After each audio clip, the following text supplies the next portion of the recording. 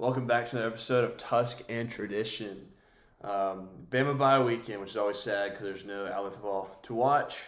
But some breaking news on the other side of the great state of Alabama. Auburn has officially fired Hugh Freeze. He's been stepped down. I don't know whatever you want to call it. He was fired. They didn't want him anymore.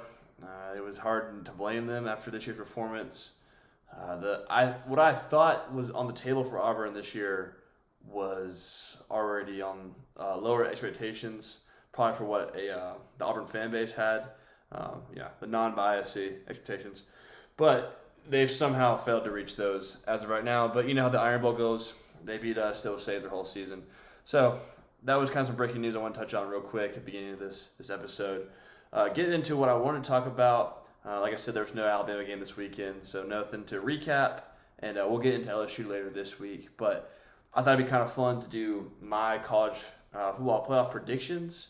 I'm not talking about Tuesday night. This Tuesday night is the official initial release of the rankings. But I was more talking about final rankings, getting ready to go for the playoffs, have conference champs, and kind of go through my top 12 and a little bit of different scenarios that could happen and where Alabama seems to lay out and play out in that situation. So let's go ahead and get into that and get it started. Number one seed in the playoffs, I have Ohio State, 13-0, being the Big Ten champs. I'm predicting them to go, wire to wire, number one. Right now, they have a 96% chance of making the playoffs, so pretty much a guaranteed lock. There's really not much to touch on Ohio State. They've been dominant. But everyone they've played, they've had a sound. It's fun to go back to week one and think about the matchup they had with Texas and how this was 1 versus 3, 1 versus 4, something along those lines, and just kind of see how that has played out now. Now that Texas has fallen off the college football cliff of being relative, but it's definitely a different matchup than what was perceived then. Same thing goes for Clemson LSU. I mean, that was a huge, monumental win for Coach Kelly, who's also no longer the LSU head coach. So very interesting that those early games, the storylines that were there, have kind of dissolved where we are now in the college football season. But that's number one, Ohio State. Number two, Alabama, being 12-1, SEC champs, beating Texas A&M. You'll get into beating them in the SEC championship game. Right now, we have a 93% chance of making the playoffs. So kind of like Ohio State. Hate using the word guarantee, but that seems to be what ESPN is predicting. So that would be putting us at the number 2 seed in a first round bye. And then continue on my list, I would have Indiana at 3. Never would have thought at the beginning of the season I would have them this highly ranked, but they've outperformed what I would have had preseason expectations for them. I have them at 3 just because a loss to Ohio State in the Big Ten championship, so that would make them 12-1. But I do believe that would keep them above Texas A&M, who I have at number 4, also being 12-1 with a loss to Bama in the SEC championship game. So that's my top 4. Ohio State number 1, number 2 Alabama, 3 Indiana, and then 4 Texas A&M. Those are kind of the easier ones. I say that now, something catastrophic might happen to one of these teams, but as of right now, those are the easy ones to kind of put in order and put in place. 5 through 12 is where it gets a little harder. You got a lot of teams. I think the harder part is probably coming up with seeding, not necessarily who's going to be in. There's a few question marks we'll touch on later in the list, but kind of the harder part is where are they going to fall. So at number 5, I got Oregon at 11-1.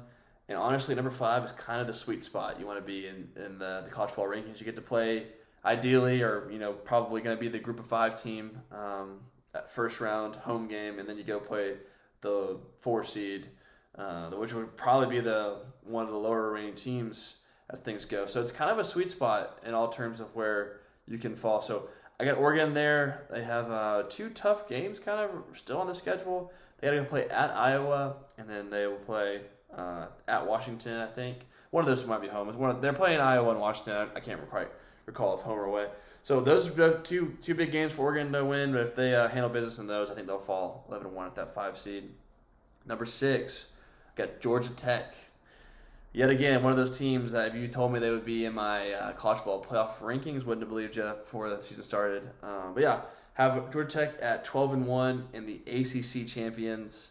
Right now, they have a 50% chance to get in, which I think is extremely low. In this model or this ranking prediction, whatever you call it, I have them beating Georgia in Atlanta come rivalry weekend. So that would be a big one for them. And then I have them winning the ACC, probably would match up against Virginia. And I think how this kind of plays out, the AC might be only getting one team in. We'll talk about that later, but I think they might be the only ACC team getting in the playoffs this year. And then at number 7, I have Ole Miss at 11-1.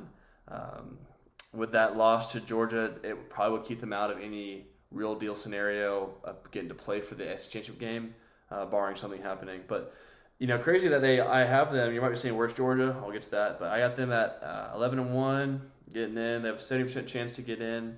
Nothing kind of like some of these teams above them. Not a real test remaining.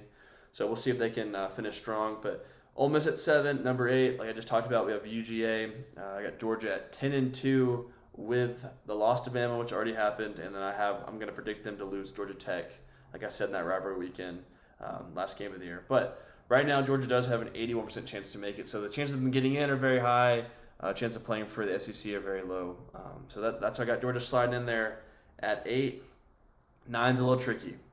So I have BYU/Texas Tech. Really what it's going to come down to is probably the Big 12 champ, which is I think it's going to be one of these two teams. If you like the numbers I've been saying, BYU has a 69% chance to get in right now, and Texas Tech's only 38% chance. However, they do play this weekend, so that will be a really big game this weekend with massive playoff implications. Right now, I'm going to go ahead and lean BYU. That's kind of the team I've been watching a little closer and backing in some of these college pickups I do with my old college buddies. So I'm going to go ahead and lean BYU, but it really easily could be one of those two teams at the 9 spot. 10's going to be disappointing, and I hate to say it, but it's going to be Notre Dame at 10-2. It just kind of stinks because it seems like they only played a 2-game season, and it just so happens they lost both of those games. I know they were tough games, but they lost at Miami, last second field goal, and then they lost by 1 point to A&M. I know those are really close margins, but there's just not enough on their schedule to cause any more havoc with them. So when you play, your 2 games that you can even somewhat lose, and you lose them, it's kind of unfair that it seems like they get rewarded every year for not being in a conference and playing 2 games where it's challenging, and they'll end up only losing those 2 games, probably go 10-2, and they'll slide in at the 10 spot. So it is what it is, but yeah, I expect them to be in the playoffs in some form or fashion. But I got them at 10. 11's an interesting one too, kind of like how 9 was. I'm gonna go with Vandy. 11's kind of the last at-large seed you can get because 12 this year, last year, and probably for the future years, it's gonna be that group of 5 team. So 11's kind of the last at-large spot you can really get. I'm gonna go Vandy at 10-2. Now you're saying they just lost to Texas yesterday, but in this scenario, if I have Texas A&M winning out, that would put another loss to Texas. So I got Vandy at 10-2 right now getting in. They have 2 really big key wins with LSU and Missouri. Now on the flip side, there's going to be a really big argument probably for Miami. Miami, like I said, they have a big win in Notre Dame, but they have really disappointing losses with Louisville and SMU. Right now, the predictions, like I said, you like those. Vandy has a 44% and Miami has a 47% of getting in. So the numbers actually are swaying towards Miami at the moment, but I'm going to go ahead and stick with Vandy. I think it's a good storyline. I think ESPN's going to like that. I think they've earned the right to be in. They've played a much harder schedule than Miami and have fared very similar, if not better. So I'm going to go ahead and lean Vandy on that one. So that'll wrap out my at-large seeding spots. And then at 12, the group of 5 team, I'm going to go Memphis. There's a few teams kind of hanging around in that conference. South Florida's one of them. Tulane's kind of up in there, but I'm pretty sure it's the highest ranked group of 5 team, not just the winner of that conference, but they'll probably end up going hand in hand. So I got Memphis getting in. As of right now, they have really low chances. It's at 19%, but all this group of 5 teams got a pretty low chance of making it. So that's going to round out my top 12. Like I said, this is my prediction at the end of the year, not Tuesday night. Tuesday night's going to be a complete different set of numbers, and that'll be fun to get initial ranking. And honestly, they're really important. People like to say, "Oh, it's first ranking. Who cares?" But it kind of sets the tone for a lot of these teams of where they might end up later. So if you're above one team right now and it was really questionable, and you got the small nod, small edge, that's going to continue to hold weight going into the future. So it is important, the first initial ranking. So we'll see. They'll be fun to look at. But yeah, I'll go through it one more time before I sign off this episode. But number 1, Ohio State. 2, they got Alabama. 3, Indiana. 4, Texas A&M. And that would wrap up the first round buys. And then sliding into 5 through 12, it's going to be Oregon, then Georgia Tech, Ole Miss, Georgia, go BYU at 9, 10 Notre Dame, 11 Vandy, and then 12 Memphis. So that's going to wrap it up. It'll be fun to come back to this in December and see how well we did and how we went 12 for 12. However it falls out, it'll be fun to go back over that and see how the season played out. If you're wondering where I got all those numbers from, it's from ESPN All-State Predictor. It's actually a really cool and fun website. You can go there and not only see what the whatever math they did to get to those prediction percentages, but you also can select a team and it will show you the remaining schedule, and you can kind of play around if win this game, lose this game, and it'll ask you if they made the conference championship in your scenario, if they didn't, if they won or lost. Fill it out, and then it will give you a whole set of different numbers of, can they make the playoffs with this scenario you created? Will they have a home round or first round bye? And then it kind of gives you another random simulated whole college football playoffs. So I did it a few times with different teams, and it was just fun to see what the computer came up with percentile. One that comes off the top of my head, I put in Oregon losing their last game at Washington, and they still had over an 80% chance to make it, and about 50% chance to host the first round playoffs. So it's a cool website. If that's something that interests you, I'd go check it out. But yeah, just look up ESPN All-State Playoff Predictor, and it'll be the first one. It's a cool website to play around with. But yeah, that's going to wrap it up for my prediction on the top 12.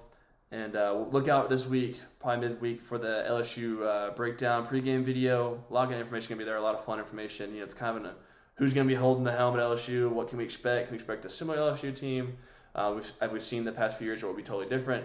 It'll be fun to go over that and talk about their playmakers and how they stack up against our Tide. But until then, hope everyone has a good start to their weekend, and I will see you later this week. Roll Tide.